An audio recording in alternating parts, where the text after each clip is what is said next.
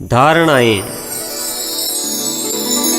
धारणाएं मान्यताएं या सिद्धांत जीवन का असली स्वभाव नहीं है। मनुष्य जीवन जगत की सर्वश्रेष्ठ कृति है। इसमें असीमित संभावनाएं छिपी हुई है। हर मनुष्य में अलग अलग शक्तियों और क्षमताओं का भंडार है। इनका उपयोग न के बराबर हो रहा है या गलत हो रहा है तो इसके पीछे हमारी धारणाएं दोषी है। वास्तव में मानव जाति को धारणाओं और सिद्धांतों के बोझ से इतना ज़्यादा दबा दिया गया है कि वह अपनी असलियत ही भूल गया है।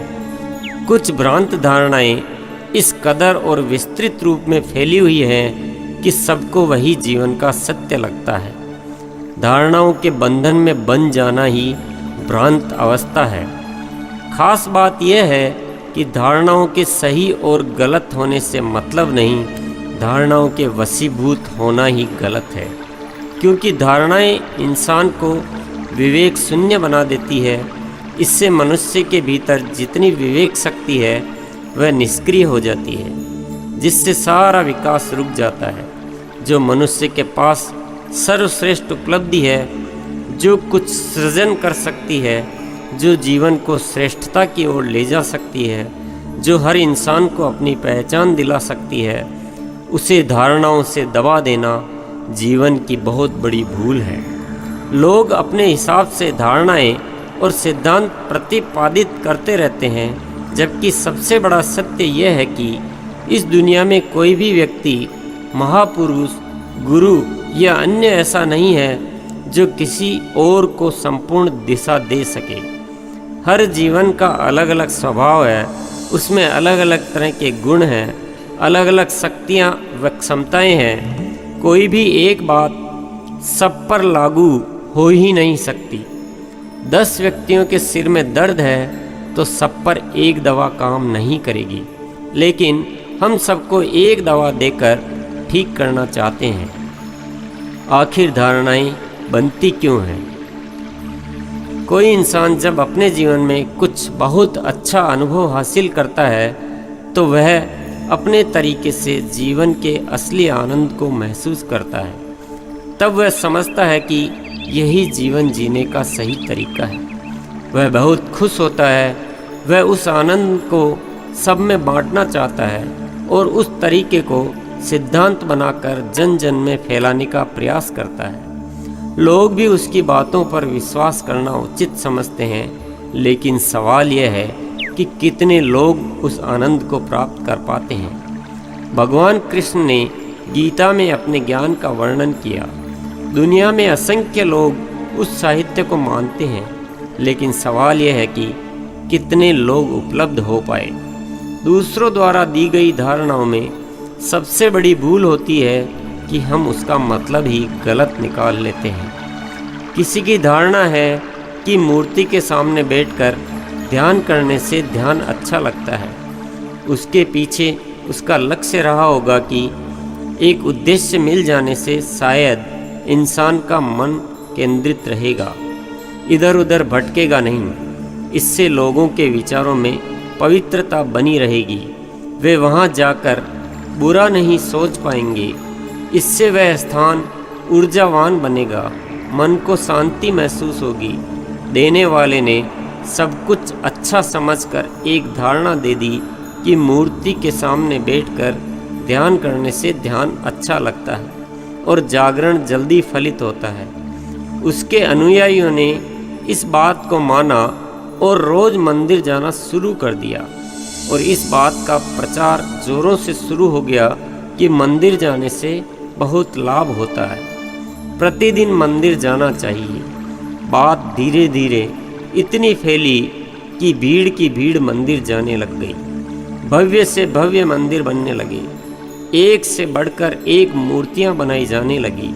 जो काम मन पर करना था वह तो सब भूल गए और मूर्तियों पर काम करने लग गए। बड़े बड़े समारोह, मेले यहाँ होने लगे।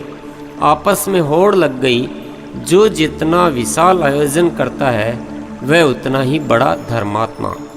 परमात्मा को पाने का इतना आसान रास्ता मिल गया तो इंसान पीछे क्यों रहता?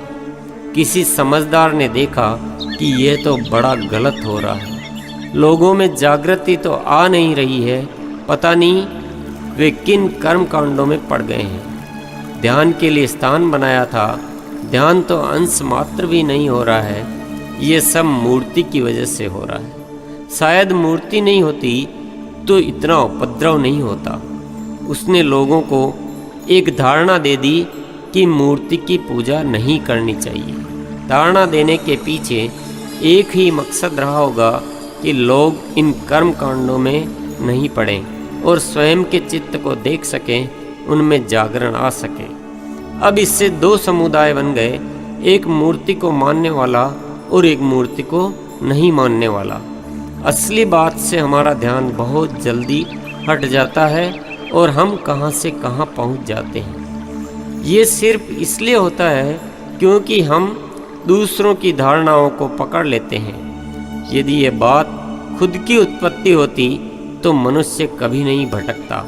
हर किसी ने अपने विवेक से कार्य किया होता तो उसका सही परिणाम आता।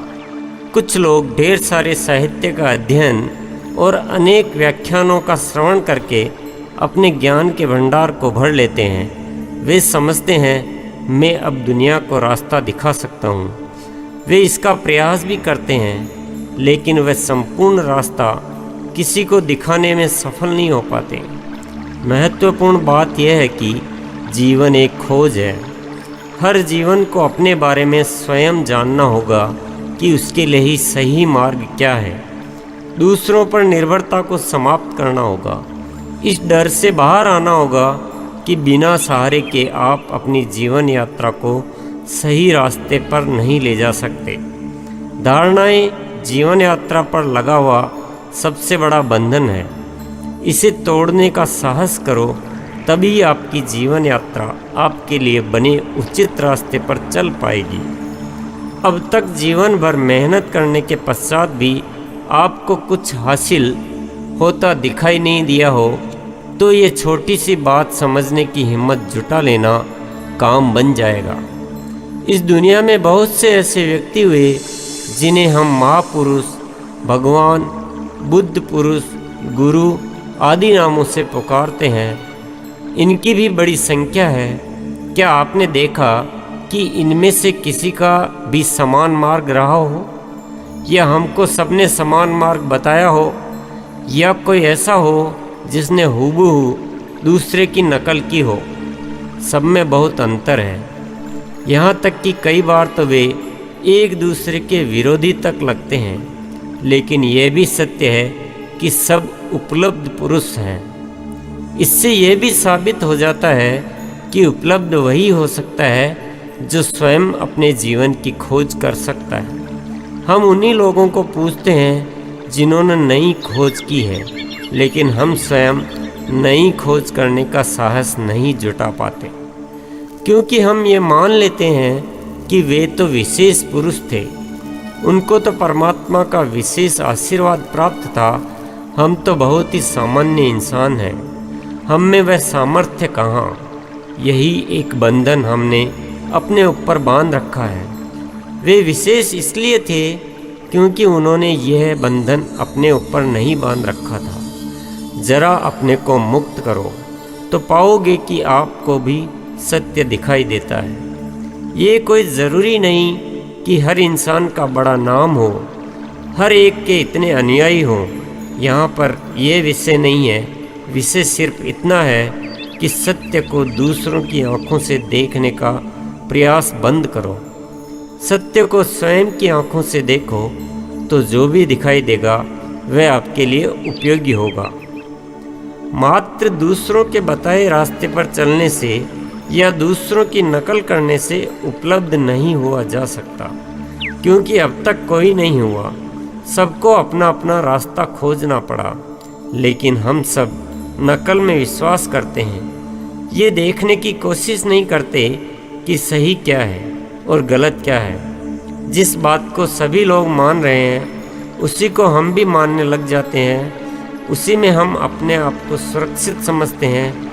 ये एक ऐसी परिपाटी बन जाती है कि हजारों वर्षों से लोग उसी रास्ते पर चलते रहते हैं, बच्चा पैदा होता है तब से उसे उसी रास्ते पर चलने की शिक्षा दी जाती है और वह अपने जीवन में इतना अधिक पाता है कि सभी लोग उसी रास्ते पर चल रहे हैं, हर कोई यही बात कह रहा है, तो वह भूल ही जाता है कि मेरा रास्ता कुछ अलग भी हो सकता है। ये जीवन का सबसे बड़ा भटकाव है। भीड़ के पीछे सुरक्षित रास्ता समझकर चलना जीवन का सबसे बड़ा भटकाव है। ये सबसे बड़ी त्रासदी हम सामूहिक रूप से झेल रहे हैं। हर इंसान को अपना रास्ता खोजना ज़रूरी है। हर इंसान में अलग अलग गुण हैं, उनकी पहचान वह स्वयं ही कर सकता है। इंसान में खुद में इतना विश्वास होना ज़रूरी है कि वह अपना रास्ता खुद खोज सके। हमेशा दूसरों से मांगते रहने से सिर्फ व्यर्थ ही मिलेगा, वह आपके कुछ काम का नहीं है। यदि दूसरों के पीछे लग जाओगे तो वह रास्ता आपके लिए उपयुक्त नहीं होगा। आप हमेशा दुविधा महसूस करोगे।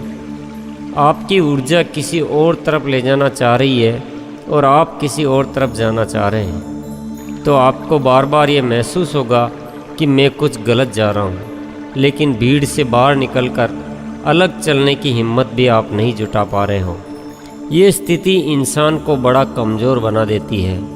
लोग कहते हैं हमें अपने आप पर विश्वास नहीं होता, बड़ा डर सा लगा रहता है। जो लोग सबको एक रास्ते पे चलने की बात कह रहे हैं, वे इस समाज के साथ बड़ा गलत कर रहे हैं। हर इंसान किसी भी रास्ते पर चले, पर अपनी समझ से तो ही कुछ बेहतर हो पाएगा।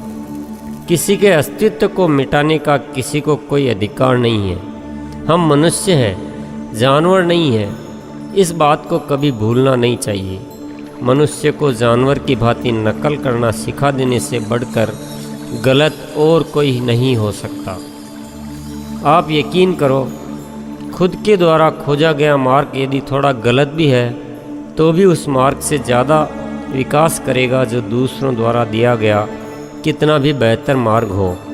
बात सिर्फ मार्ग की नहीं है, बात विवेक की है, सक्रियता की है, और वह सक्रिय है तो आपको शिखर पर ले ही जाएगा। यहाँ सारी बात आंतरिक यात्रा की हो रही है, निर्णय क्षमता की हो रही है, खुद पर विश्वास की हो रही है। यहाँ भौतिक रास्तों की बात नहीं हो रही है।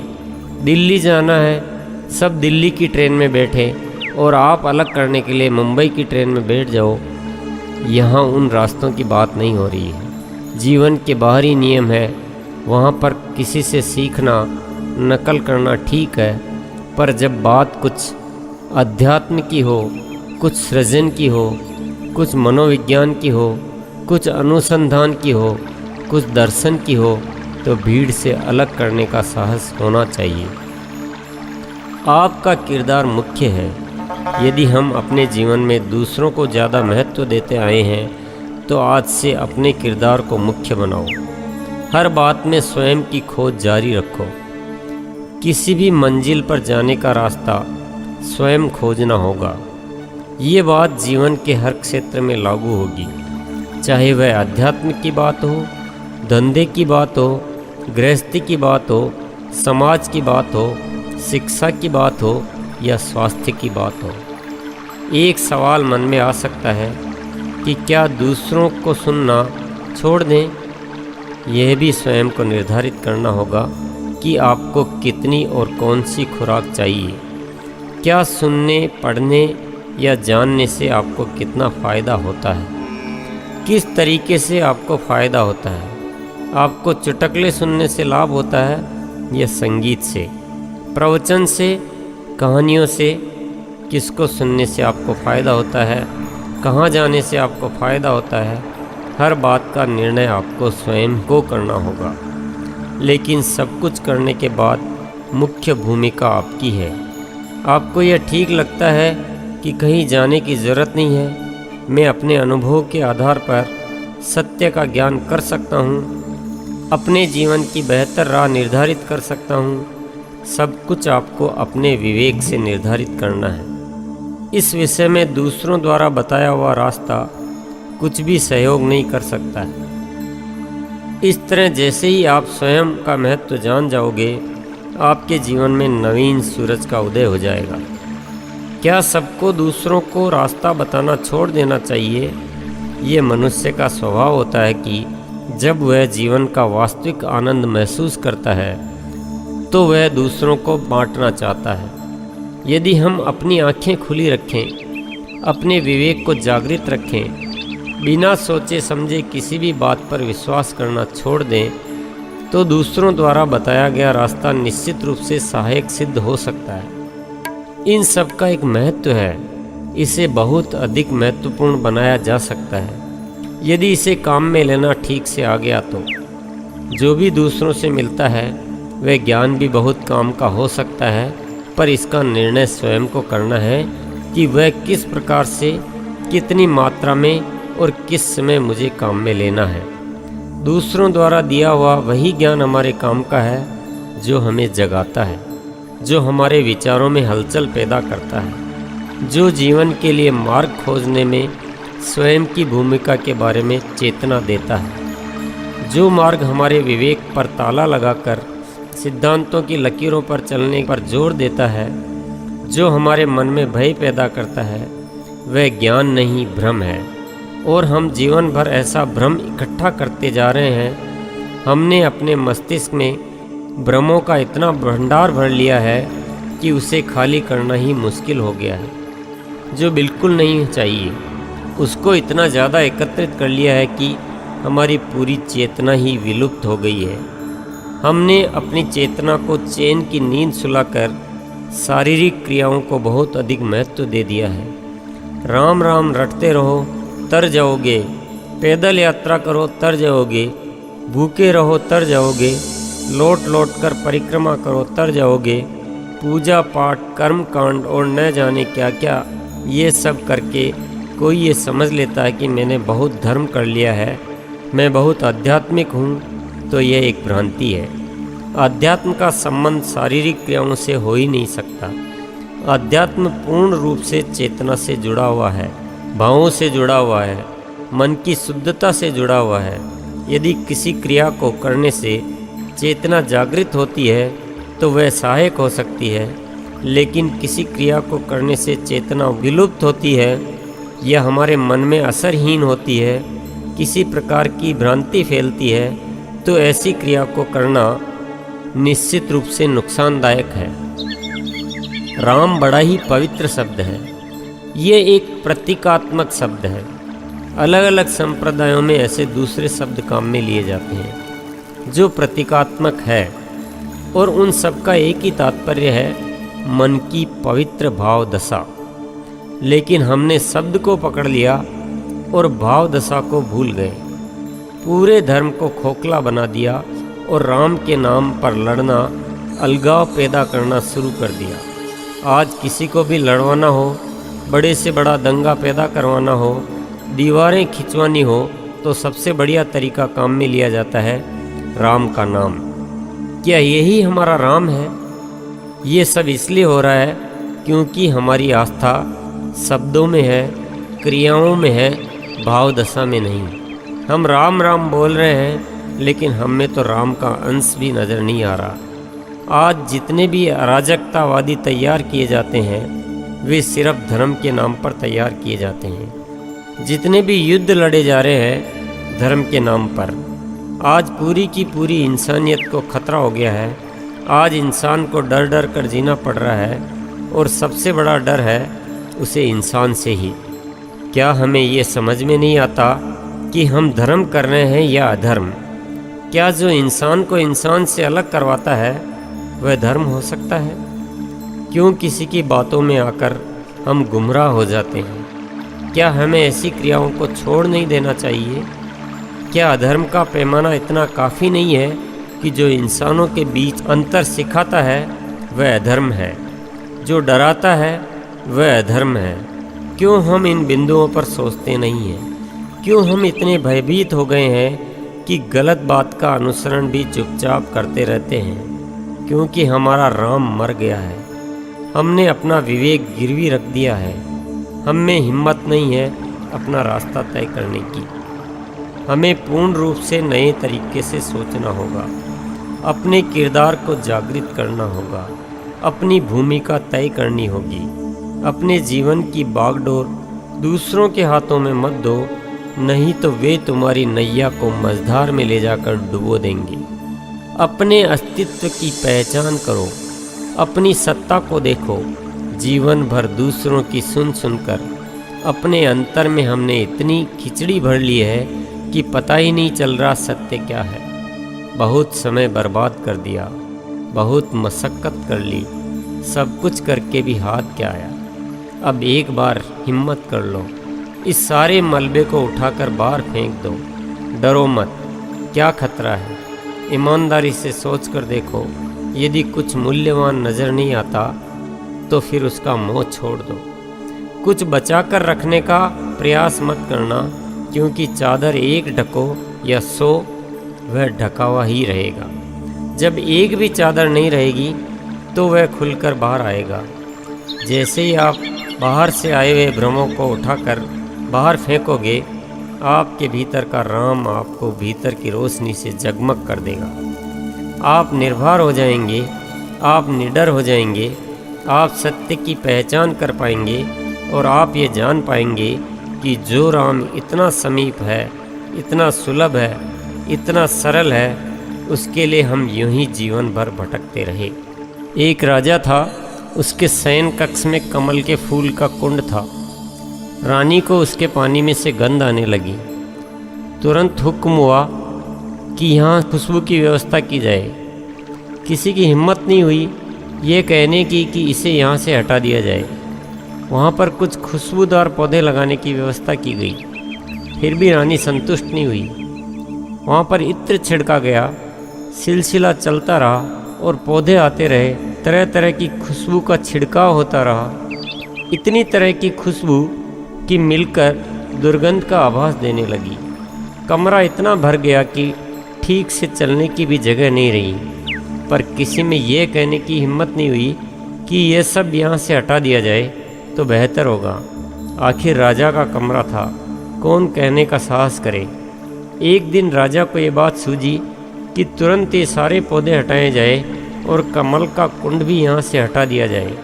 आदेश का पालन हुआ और कमरा खाली करा दिया गया। अब कमरे में शुद्ध और ताज़ा हवा आने लगी। हम भी तो यही कर रहे हैं। एक धारणा से कुछ अलग होता हुआ नहीं दिखाई देता है तो दूसरी धारणा पकड़ लेते हैं। धारणाओं से अपने विवेक के कमरे को इतना भर दिया है कि उसके काम करने के लिए जगह ही नहीं बची है। जीवन इतना जटिल नहीं है जितना हमने उसे बना दिया है। हम भ्रमों को ज्ञान समझ रहे हैं और उसके बोझ तले दबे पड़े हैं। अब कैसे छांटोगे कि कौन सा ज्ञान है और कौन सा भ्रम? बेहतर है बाहरी ज्ञान को छोड़कर भीतर के ज्ञान का दीपक जला लो। आपकी चेतना में वह सब कुछ है जो आपको जीवन में चलना सिखा देगी। परमात्मा ने आपको जन्म दिया है तो जीने की राह भी दी है। इतने आश्रित मत बनो।